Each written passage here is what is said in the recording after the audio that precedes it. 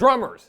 Today we're talking about flams, and specifically we're talking about flams behind the drums. How can we use them? How can we make them more fun? More specifically, how can you use them and make them more fun? If that is what you are wondering, if you are trying to do more flams behind the drums, you are in the right place today.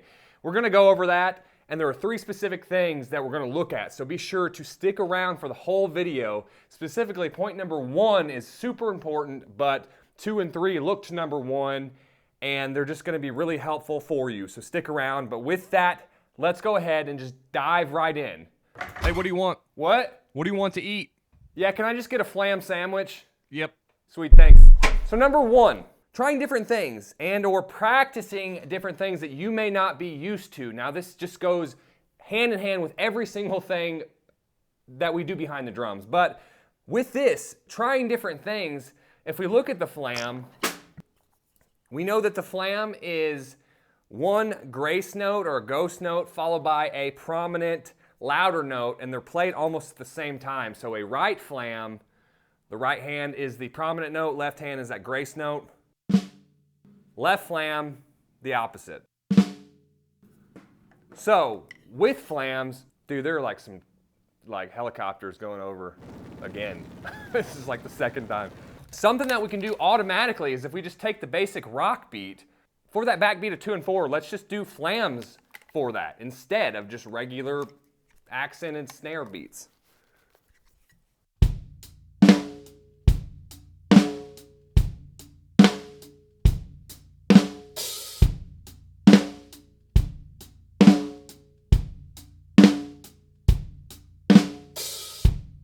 Another thing that we can do with that basic rock beat is, as I mentioned, things differently. Doing flams for the backbeat of 2 and 4, but doing a flam between the toms and the snare adds another layer of something different.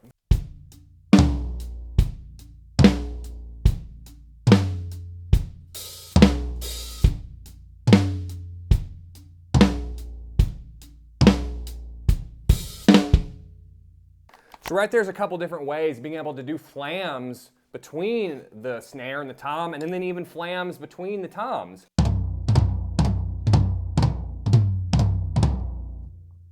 Another thing that we can do is doing flams on the hi-hat. What's stopping us from doing flams on the cymbals?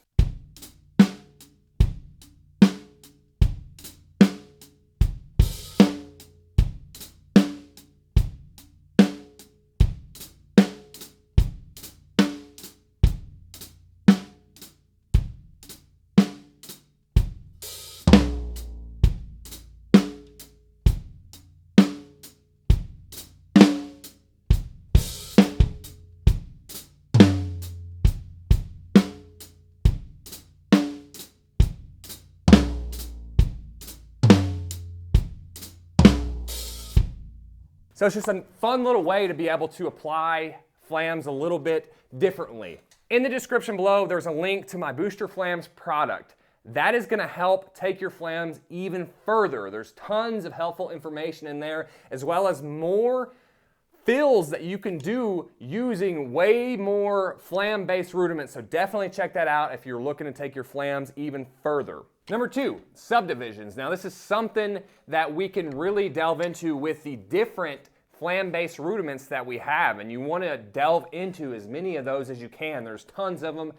For the sake of this video, I'm just diving into a few different ones. The flam accent, which is a 8th note triplet based flam rudiment, flam accents, and then another one is the flam tap, which is the 16th note based flam rudiment, which you can also, if the tempo is too fast, just make it 8th note.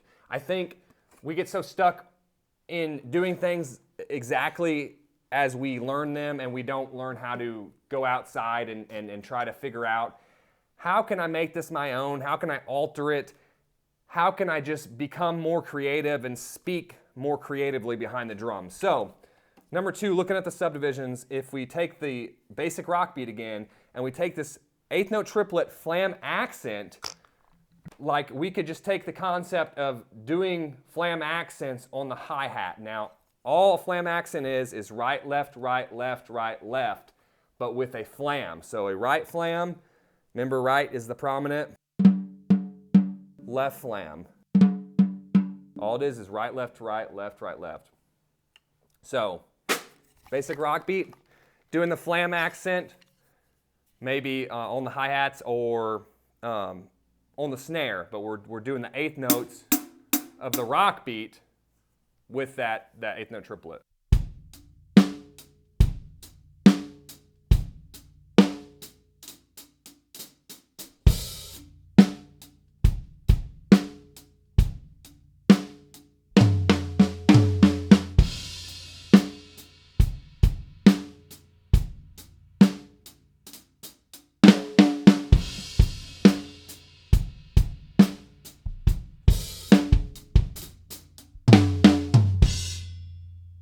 And then let's try to do that while we're doing the flam tap and add the flam accents, those eighth note triplets in there. That is mixing subdivisions.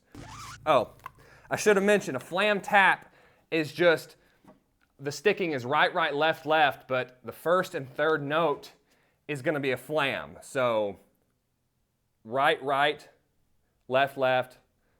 There'll be a right flam followed by a right stroke, left flam followed by the left stroke.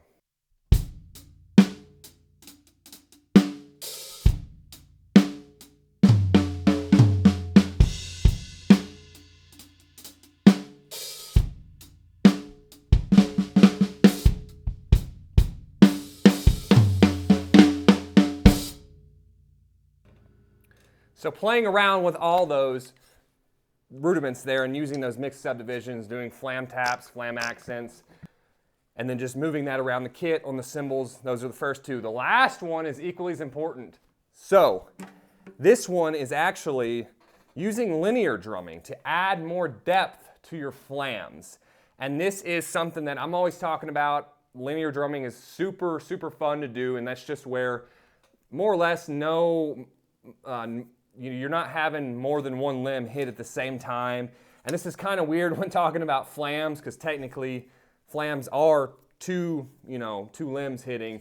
So I'll call this a linear hybrid variant. But using the kick drum within there, if we were to take that flam accent, the right, left, right, left, right, left, that triplet, and just adding a kick drum after that, it just adds like something extra, like that spice that you're missing in your cabinet.